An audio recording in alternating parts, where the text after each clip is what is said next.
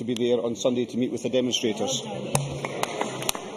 We now move to First Minister's questions. Question number 1, Joanne Lamont. Thank you very much, Presiding Officer. To ask the First Minister what engagements he has planned for the rest of the day. First Minister.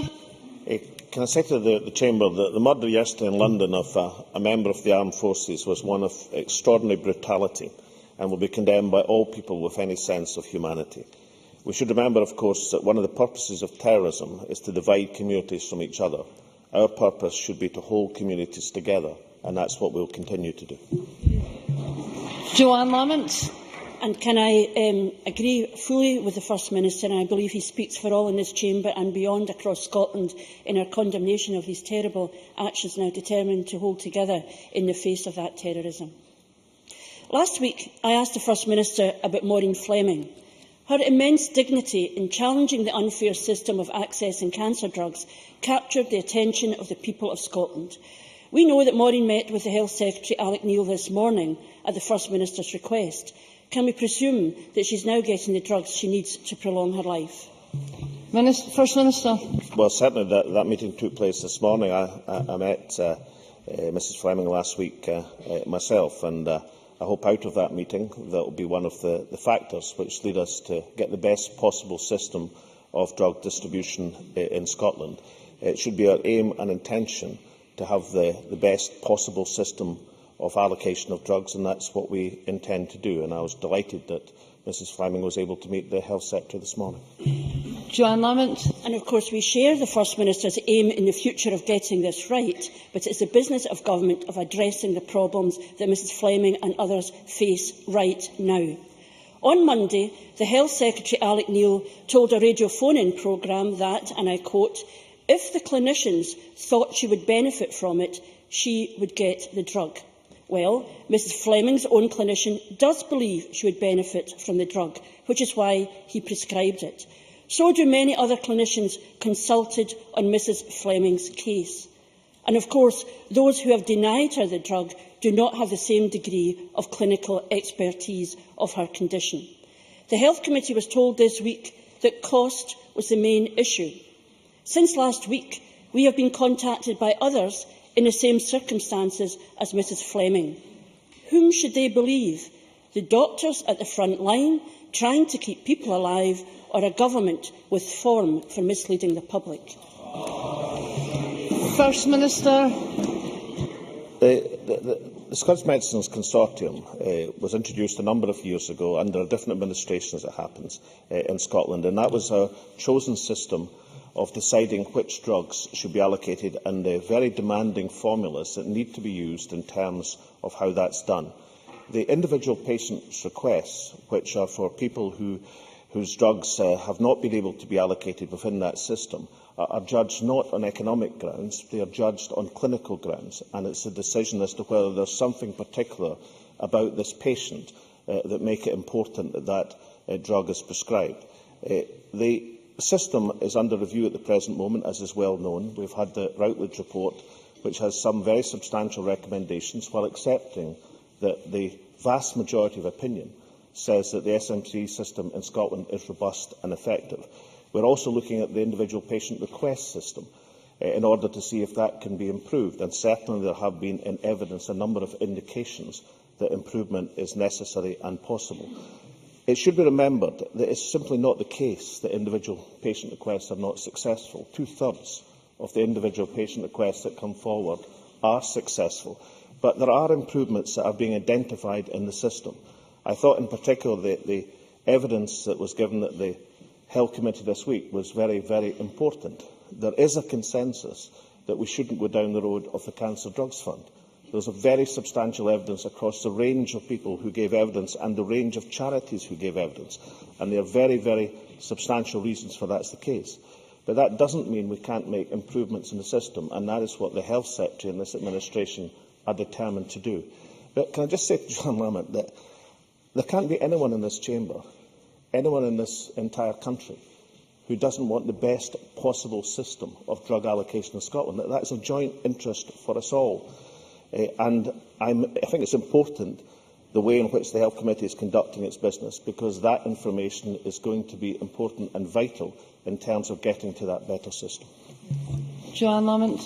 I think the one point we want to make to the First Minister is that the system is not working. If you've got examples like Mrs Fleming, it's simply not working, and we need to address that problem. And we are seeking reassurance that these decisions are made on clinical grounds and not grounds of cost. And the First Minister, of course, has said that Mrs Fleming has been refused because of clinical grounds. Well, let's look at this. Last week, the First Minister told this chamber Mrs Fleming couldn't get cetuximab because she had had chemotherapy, and Alex Neil has repeated this. The Health Secretary, Alex Neil, told the BBC that there were, and I quote, a number of conditions suggested by the drug company Merck.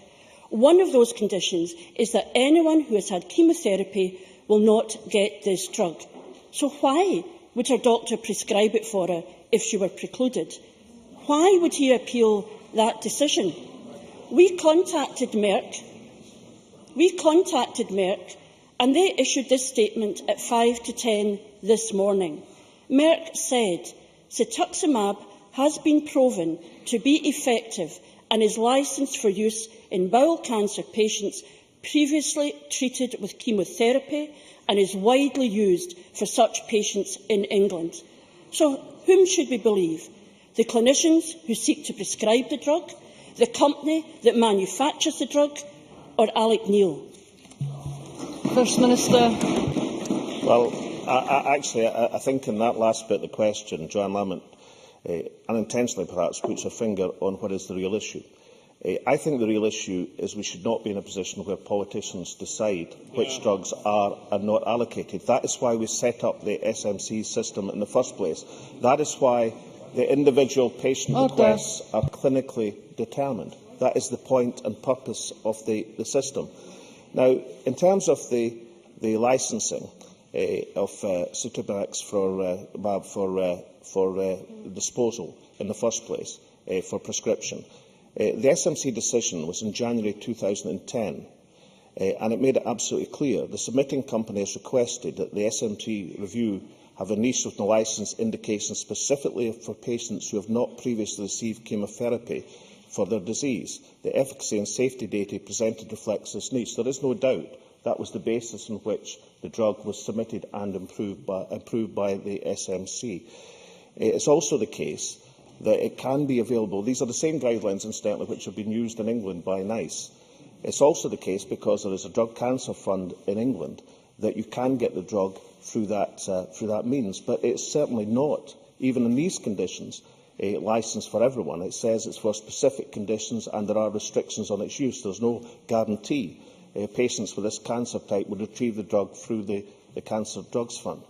There are other questions, serious questions about the Cancer Drugs Fund, which came up in the evidence that Joanne Lamont must be aware of this week.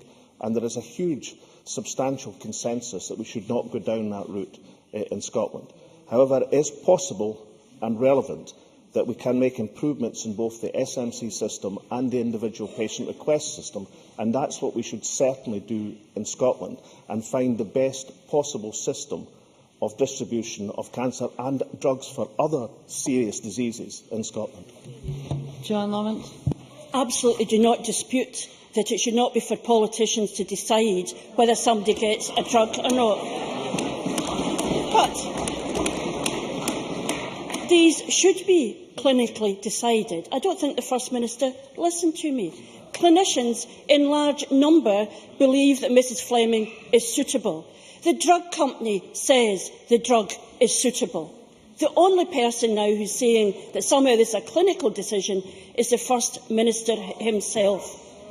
His point that Mrs Fleming does not qualify because she had chemotherapy has been disputed and denied by clinicians who understand her case. Now, Mrs Fleming's case was first raised 8 months ago. Another letter was sent to Alex Neil 6 weeks ago, yet she only received a reply and offered a meeting after her case was raised in this chamber. People may recall that Ian Morrison was refused treatment until his case was highlighted in this chamber. Now he is getting the cetuximab he needs despite having had chemotherapy beforehand. Maisie Black needed a rare drug, but it wasn't until she was on the front page of the Daily Record before a £21 million fund for orphan drugs was established. We recall John McGarity, ignored in a trolley for 8 hours. But once his experience made it into the papers, then £50 million was conjured out of thin air to deal with a problem we were told initially didn't exist anyway. This is no way to run a health service. We all agree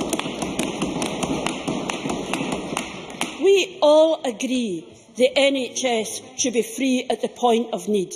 But isn't it the case for too many patients? But isn't it the case that for too many patients it only becomes free at the point it embarrasses the First Minister? First Minister. Right, because of the importance of this, and because we're discussing individual patients, and because of the nature of this discussion, I'm not going to even begin to rise to that bait, because it's not the way these things should be discussed. So let me just take Joanne Lamont through the situation. The SMC licensed rituximab because the request from the drugs company made the specific request, and it was licensed on that condition. That's where the chemotherapy aspect comes in. That is not the case for individual patient requests, because an individual patient request, by definition, is to apply a drug to a particular patient for particular reasons which are outside the SMC licensing process. That also is part of the system. So if Joanne Lamont just takes the point that the conditions in which the SMC licensed rituximab were identical to the conditions, yes, they were identical to the conditions that the NICE system licensed it in England, and that was the request that came forward. The individual patient request is based on clinical grounds, and it's based on the specific characteristics of an individual patient, which is also clinically judged. Individual patient requests and cancer drugs, 2/3 of these individual patient requests are accepted. Now, in nowhere in this process that I've identified is there any intervention from the Health Secretary or the First Minister of Scotland or any other politicians. These are matters which are clinically determined. In terms of the Orphan Drugs Fund, I really do think Joanne Lamont does herself no credit for not welcoming that announcement. But if she would care to remember, that announcement was based on a clinical recommendation arising out of the Routledge Review, and therefore the Health Secretary acted to set up such a fund. The overwhelming body of evidence, and I can quote expert after expert, Professor David Webb, Eric Lowe, Cancer Research Network East of Scotland, Leigh Smith, Melanor Action and Support Scotland, all gave evidence to the Health Committee this week, explaining in substantial detail why they did not believe a cancer drugs fund was the way that we should proceed in Scotland. A cancer drugs fund, which they say they believe is not going to be renewed in England because of the faults and failures in that fund. However, what we can do in Scotland is we can find a better system in terms of the SMC and take forward the recommendations of the Routledge Review, and I also believe we can find a better system for individual patient requests. And I hope as we get to that system, remembering the joint ownership that we have over the current system in Scotland, which was not devised by this government, is one we inherited. But as we improve that system, as we are duty-bound to be, as parliamentarians representing our constituents, as people, all of us, human beings who genuinely care about the health of Scotland, then I hope we'll have the support of this chamber on a non-party political basis. Question number 2, Ruth Davidson. Thank you, Presiding Officer. I would also like to associate myself with the First Minister's comments regarding the violent death of a soldier outside the Woolwich Barracks yesterday. Our thoughts are with his family, and all our efforts are in playing our part in bringing our communities together following this terrible act. I'd also like to ask the First Minister when he'll next meet the Prime Minister. First Minister. No plans, near future. Ruth Davidson. Presiding Officer, this week the First Minister published the SNP's economic case for independence. But rather than giving the people a clear picture of a separate Scotland's economic future, it posed more questions than it answers. And if his wee booklet, as he called it, hadn't caused enough confusion, a rather frustrated First Minister blurted out afterwards that the SNP was prepared for an independent Scotland not only to use sterling without proper agreement, but to embark on this brave new world by defaulting on its debts. So, can the First Minister explain how an independent Scotland would pay its way if, right from the start, it wouldn't have a legally supported currency or be able to borrow from anyone other than a backstreet loan shark? First Minister.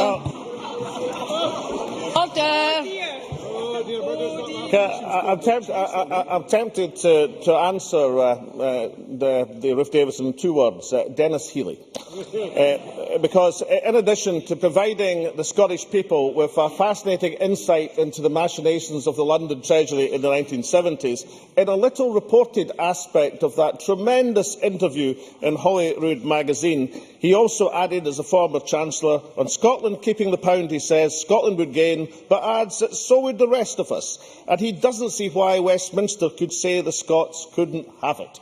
So I say to Ruth Davidson, rather than listen to the rather ungainly, suspicious advice from this patched-up coalition of Treasury ministers in London, take the words, the authentic words of Dennis Healy, who doesn't have to disguise them anymore, who doesn't have to underestimate oil revenue anymore, but can tell us the truth and take her marching orders from a man who knows. Ruth Davidson.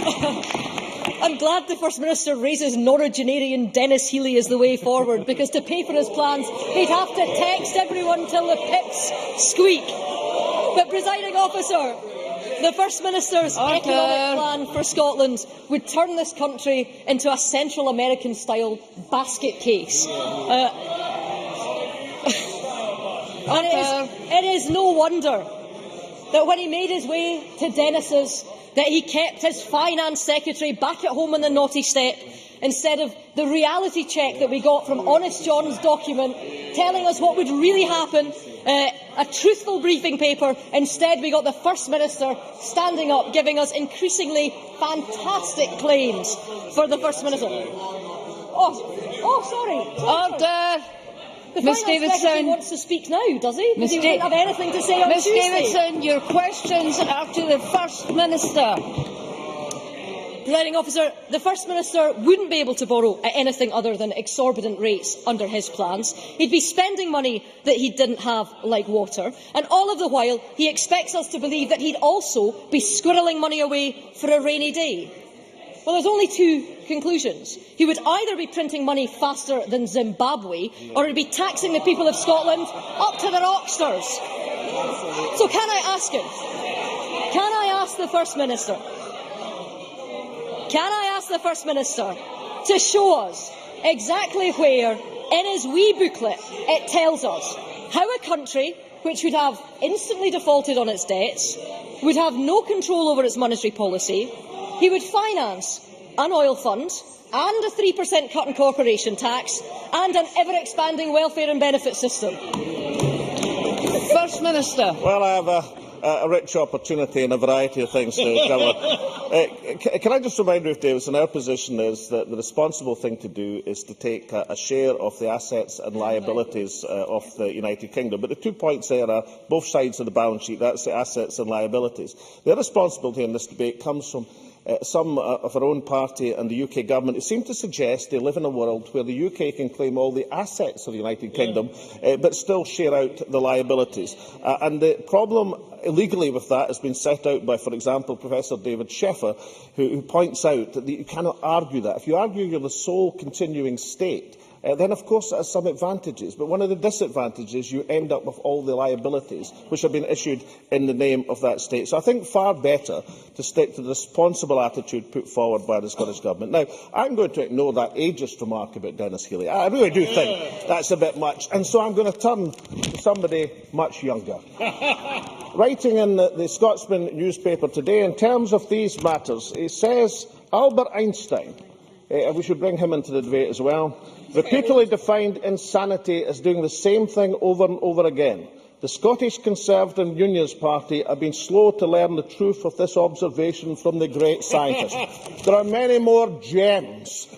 Climaxing with that brilliant call, he's not sure if the Conservative Party is the right vehicle for centre-right politics in Scotland. With loyalty such as this from the backbenches, I'm surprised that Ruth Davison even bothers to ask me a question. Question number 3, Will Rennie. To ask the First Minister what issues will be discussed at the next meeting of the Cabinet. First Minister. Issues of importance to the people of Scotland. Will Rennie. Can I associate myself and my party with his remarks about Woolwich earlier on? Last night's attack was sickening and can never be condoned, and I think our thoughts are with the victim's family. Can the First Minister tell me what discussions he's had with the Home Secretary, the Chief Constable in Scotland, military chiefs and the UK security services following last night's attack?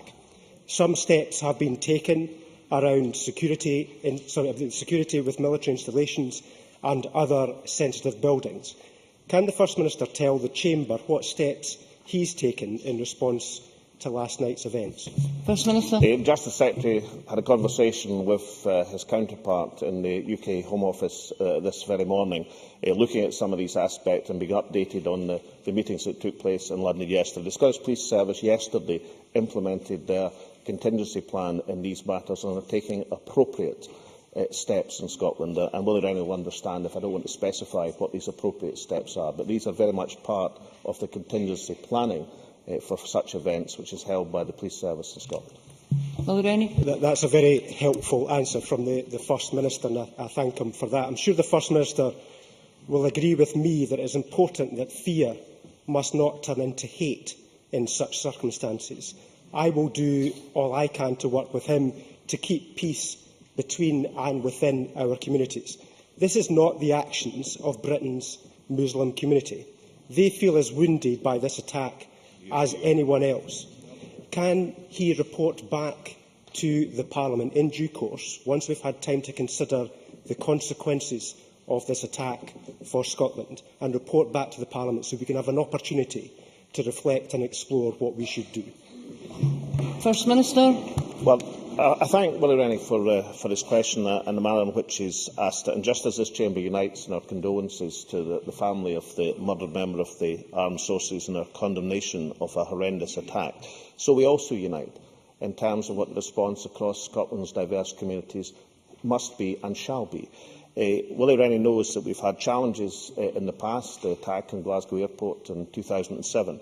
And one of the most splendid things coming out of that evil attack was the response of Scotland's communities. And across the faiths and across the communities, people bound together to make it absolutely clear that we would not allow acts of terrorism to divide our communities in Scotland. And that will apply equally to the murderous attack that took place in London. And I think one of the marks and things that enable that to be the case in Scotland is the ability of this Chamber to speak with one voice, both in our condemnation of a murderous attack and also in our absolute determination to ensure that such acts of terrorism do not divide the communities of Scotland. And I thank him very much for the way in which he's asked his questions. Question number 4, Kenneth Gibson. Minister, what assessment the Scottish Government has made of the claims in the Treasury analysis paper regarding an independent Scotland's ability to provide protection for savers and pensioners? First Minister. Well, I agree with Jim Spurr, the former Managing Director of Direct Line, the founder of Intelligent Finance, of course, has said about the Treasury paper there is a huge credibility gap between the claims made in this report and how financial services operate in the real world, unquote. The truth, of course, that independent Scotland will be an attractive place for savers, pensioners and indeed financial services. Our financial sector is hugely important, of course, but it accounts for 8.3% of our GDP compared to 9.6% of UK GDP. The simple fact is that, like every other independent nation in Europe, we fulfil all our requirements and obligations. Every other nation in the European Union has protection schemes for savers and pensions, and despite the No campaigns, rather desperate efforts to suggest otherwise, Scotland will be no different from that. Kenneth Gibson. I thank the First Minister for his answer. He will note the Treasury is not acting as an honest broker, but as an integral part of the No campaign. How concerned is he that the Treasury will again deliberately deceive the Scottish people regarding Scotland's oil wealth, as both it and the then Labour government both did in the 1970s, which the Macron report exposed some years ago and former Labour Chancellor Denis Healey admitted only last weekend? And does he agree that whether it is scaremongering over an independent Scotland's place in the world, pensions or currency, it is clear you cannot trust a single word the No campaign says? First Minister. Well, I think I agree with Kenny Gibson. I think Denis Healey's interview deserves a second mention at First Minister's question today. I do hope that every single member of this chamber and people outside read this incredibly revealing interview. I thought so much of it was substantial and very, very important. The admission that the Treasury deliberately underplayed the significance of oil in the 70s to try and stop the advance of the SNP. I mean, if they were prepared to do that in the 1970s, then surely they're prepared to do that in 2013, when life is much more sophisticated and the black arts of Treasury politics much more pronounced. But of all these great quotations, I thought the best one was that we, as he says, would suffer enormously if income from Scottish oil stopped. But if the Scots want independence, they should have it, and we should just need to adjust. But I think Scotland could survive perfectly well economically if it was independent. So says Denis Healey, so says all of us. Question number 5, Kenneth McIntosh. Thank you, Presiding Officer. To ask the First Minister what action the Scottish Government is taking to ensure that its grants are awarded only to companies that pay correct levels of tax. First Minister. Well, our job as the Scottish Government is to attract jobs and investment to Scotland, as we're doing noticeably successfully, given that for the last 5 years we've been first or second in the Ernst & Young league table of inward investment. The job of the United Kingdom Government is to collect corporation tax, which they seem to be incapable of doing, whether it's the present government or indeed the past Labour government, who apparently were even worse at it. Ken McIntosh. Presiding Officer, I'm unclear from that answer whether the First Minister is actually defending awarding more than £10 million of our taxpayers' money to a successful multinational like Amazon, given its apparent unwillingness to pay correct levels of corporation tax in this country. Does the First Minister think it's credible to talk about a socially just Scotland whilst extolling the virtues of a race to the bottom on corporation tax and handing out millions of pounds of government grants to companies who dodge tax and avoid recognising workers' rights? First Minister.